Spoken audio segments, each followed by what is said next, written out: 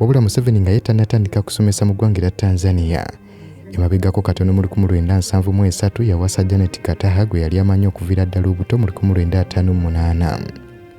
Famire z'abano zaali mu ggombolola lyerimu ery'Entungamo mu disitulikiti ey'Embalala, we bawonga mu kaseera bwe baafumbiriganwa baali bamaze ekiseera kiwanvu nga tebeeraba. Olwo mu Desemba wa 1972 Museveni bano yabasanga e Nairobi bwe yali ng'ava mu ggwanga lya Tanzania okujja e Uganda. Era nga mu kaseera ako Janet Kataha yali abeera n'ekizibwe we John Kazora ng'ono yali munnamateeka. Kazora ono yali mu gavumenti ya Idi Amin era nga kumpi yalinga advisor we, wabula nga yasalawo okubeera nga adduka mu ggwanga ne famire ye oluvannyuma lwa Museveni ne basajja be okubeera nga balumba Idi Amin mu Septemba wa 1972. Olunaku lumu Museveni ono yabeera ali Nairobi ku Hilton Hotel n'agwa ku famire ya Kazora mu Desemba wa 1972. Kazora akaddako yali akatuuka ng'ava Uganda.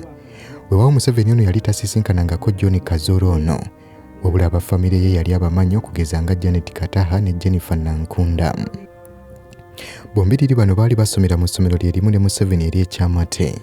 Weewaawo nga Janet Museveni yali aliko ebibiina bitono emabega ku kibiina Museveni kye yalimu. Bazadde ba Janet kigambibwa nti baafa akyali muto, era bw'atyo kizibwe we Kazora n'asalawo okubeera ng'amuweerera. Era nti Janet Elevo yagisomera mu Wales, nga Kazora yali agadde gy'abaasomera ne yunivasite, wabula ekyokuba nti yali akakiddwa okubeera ng'agenda buwanganguse yali takyasobola kufuna ssente zimuweerererayo. Bw'atyo n'asalawo Janet ave Wales ajje mu Nairobi batandike okubeera bonna. Kyokka abantu abalala bagamba nti Janet ono teyakola bibuuzo bya siniya yakuna, nga we yeegattira mu East African Airways mu 1965 nga alina emyaka 16.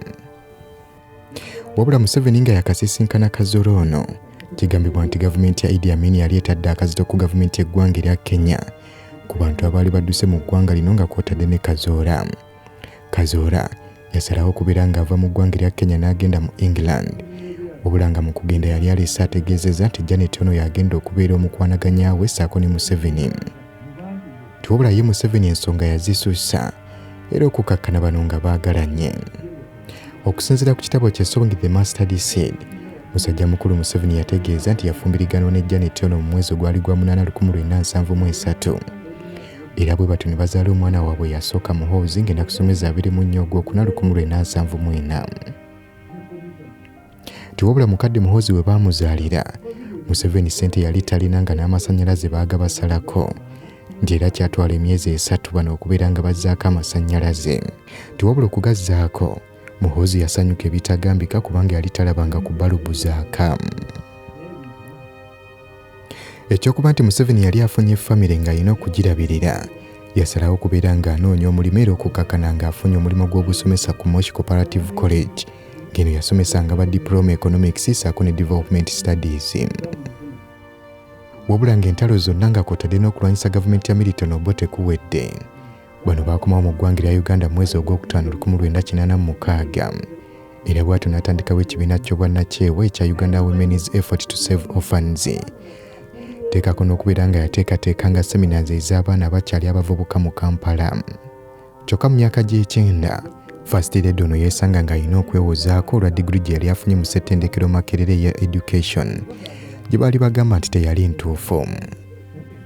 Kigambibwa nti agamu ku mateeka gaamenyebwa okubeera nga Janet Museveni ono asomera ku Makerere University, nti era ono assignment gwe baamuwanga yamukoleranga mu State House, nga kwotadde n'okubeera nga teyakola teaching practice.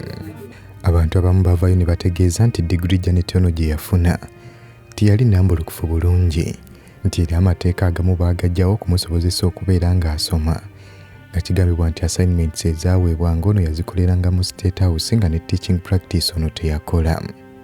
Wabula University yavaayo n'ebeera ng'emuwolereza n'etegeeza nti diguli gye yafuna yali mu makubo matuufu. Wabula okusinziira ku observe okunoonyereza kwe yakola kwalaga nti waliwo abantu ba mirundi 3 abakkirizibwa okubeera nga basoma koosi eno ey'emyaka 4, era ng'abantu bano kwe kuli oyo abeera avudde mu A-level ng'afunye obubonero obwetaagisa n'ayingira mu ssettendekero ono. Omulala yabeera yakola mature age oba ebibuuzo eby'abakulu, ng'owookusatu yabeera alina diploma. Era nga Janet ono okugenda okubeera ng'asoma e Makerere ye yagendera ku diploma egambibwa okuba nti gye yali ayina. Era ng'omuntu aba agendedde ku diploma alina okubeera ng'afuna credit mu English, Mathematics, History, Geography ssaako n'ebirala.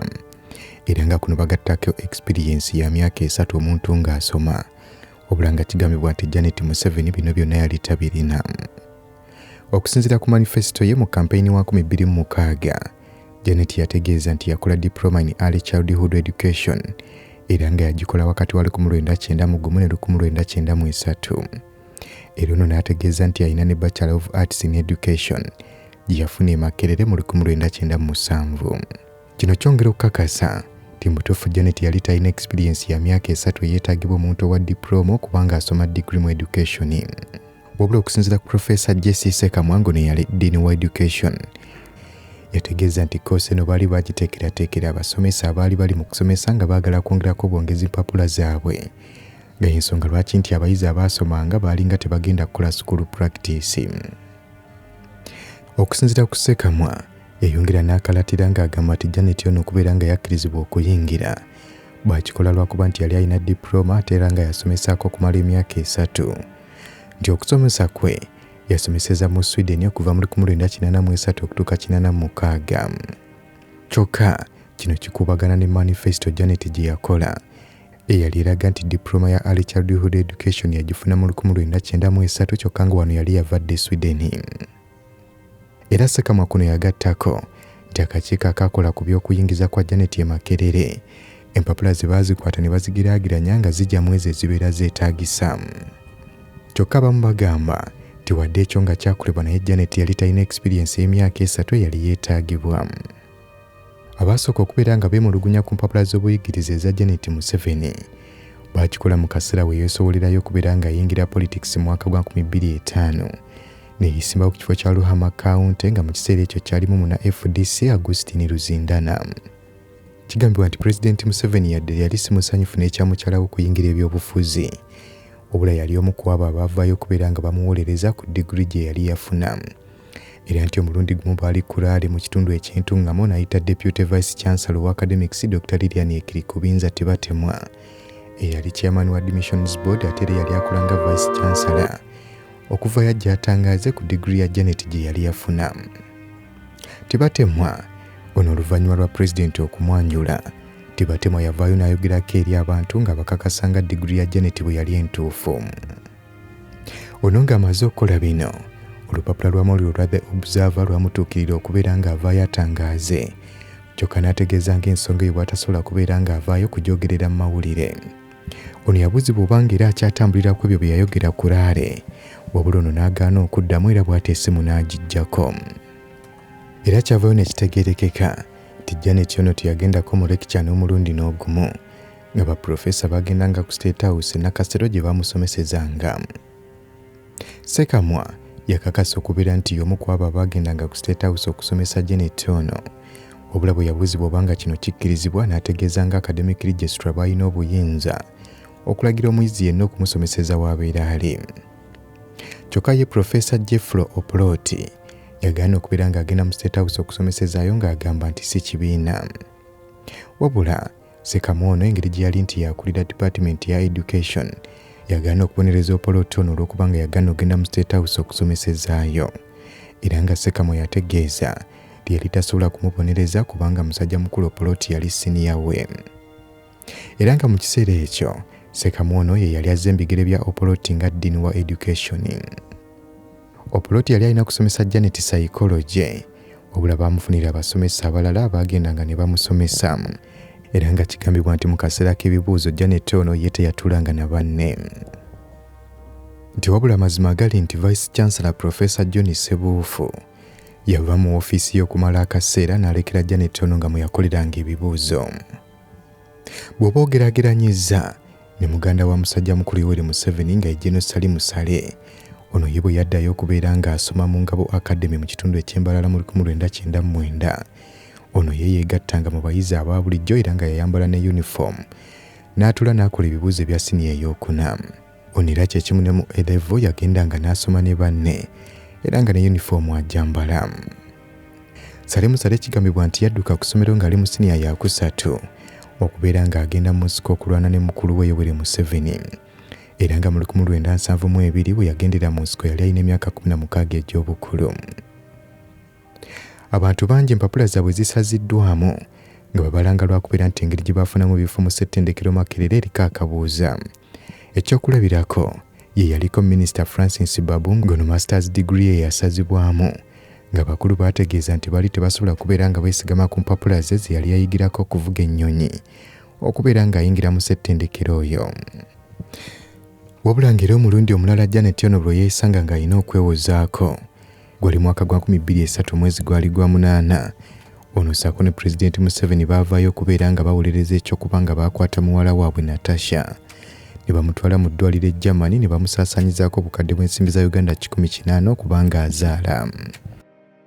Mukadde ako era Pulezidenti Museveni yali ali mu kaseera ka kwewozaako ku bigambibwa okuba nti yali akutte mu ssemateeka ne bajjawo ekkomo ku bisanja asobole okuddamu okwesimbawo ekisanja ekyokusatu. Era olwo mwaka gwa 2009 ng'ennaku z'omwezi 16 mwezi gwali gwa 2 Janet Museveni ono yalondebwa mu kabineti n'aweebwa ekifo kya minisita ow'ekkalamujja. Wabula ekifo kino Meeja Tom Butime gwe baali basoose okkiwa wabula n'akisuulawo. Mu kaseera ako Janet banne be yalinga nabo mu kabineti bategeeza nti mukazi Njasabiggo agenda maaso n'okubuuza buli kimu kakubeere kusalawo kwa Pulezidenti kwe yakolanga. Era bano ne bategeeza nti yali badde minisita mulungi nnyo mu gavumenti endala etali eno. Wabula era olwaleero bwe twogerera nga Janet ono akyali mu kabineti nga ye minisita w'ebyenjigiriza. Janet Kataha Museveni yazaalibwa mwezi gwali gwa 8 ng'ennaku z'omwezi 15 1949 nga bamuzalira mu kyalo Bwojera mu Kajala Kawunti. Janet ono primary yagisomera mu masomero agawera okwali Kyamate Primary School, Ndayija Primary, Kayunza Primary nga gonna gasangibwa Ntungamo. Oluvannyuma lwa primary ono yagenda Bwerannyanja Girls School mu kitundu ekya Bushenyi. Weewaawo nga Pulezidenti Museveni mu kitabo kye yategeeza nga Janet ono bwe yatuula on A-level nga teyasobola kubeera ng'akola university n'agenda okubeera ng'akola mu East African Airways. Kyokka abantu abalala bagamba nti Janet ono teyakola bibuuzo bya senior yakuna nga weyeegattira mu East African Airways mu 1965 ng'alina emyaka 16.